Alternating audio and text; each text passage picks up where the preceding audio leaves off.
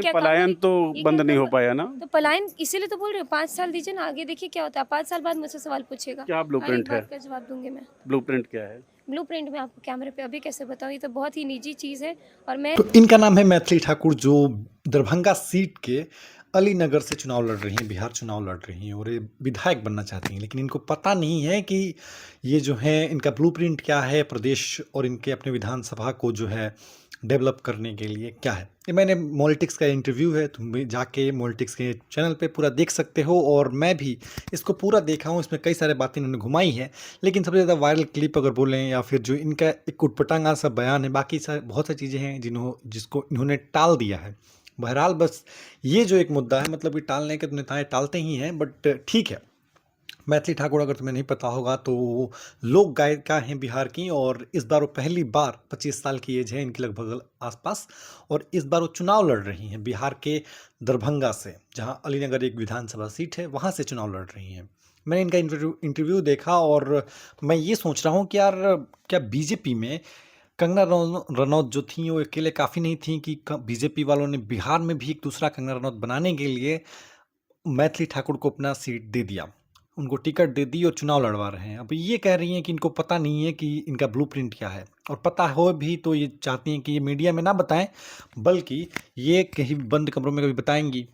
मतलब ऐसा हो सकता है कि ये चाहती हैं कि चुनाव के बाद हम अपना ब्लूप्रिंट बताएंगे कि हम इस प्रदेश के लिए, हम इस विधानसभा सीट के विकास के लिए क्या करने वाले हैं। मतलब कोई सेंस इस बात का कोई सेंस नहीं है, पर फिर भी तुम ये सोचो कि यार कैसे कैसे नेता लोग जो हैं हमारे देश के, हमारे क्षेत्र के, हमारे विधानसभा या फिर जो भी तुम्हारा एरिया है, क्षेत्र है, जिसका डेवलपमेंट के लिए तुम किसी नेता को वोट दे रहे हो, और वो ऐसा निकल जाता है जिसको कुछ पता ही नहीं है। सोचो 20-25 साल के जो लोग हैं वो कैसे एक पूरे प्रदेश को या फिर एक पूरे क्षेत्र को मैनेज करेंगे, चलाएंगे। कितनी सोचने वाली बात है ना, कि अभी उसको कोई लेना देना नहीं है। इससे पहले उनका पॉलिटिक्स में कोई योगदान नहीं है, ना इससे पहले वो किसी पॉलिटिकल पार्टी से जुड़ी हुई थी, या फिर ना वो किसी ऐसे कॉलेज में पढ़ाई करी है जहाँ से वो पॉलिटिक्स के बारे में सीख रही हूँ, ऐसा तो नहीं है।